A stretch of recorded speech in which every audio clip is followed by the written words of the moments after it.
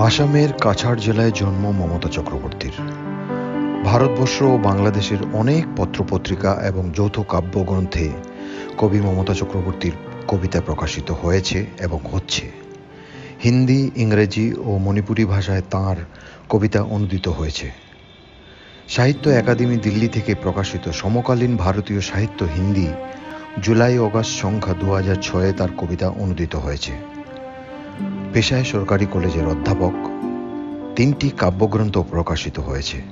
কবিতা আবৃত্তি অন্যতম প্রিয় নেশা।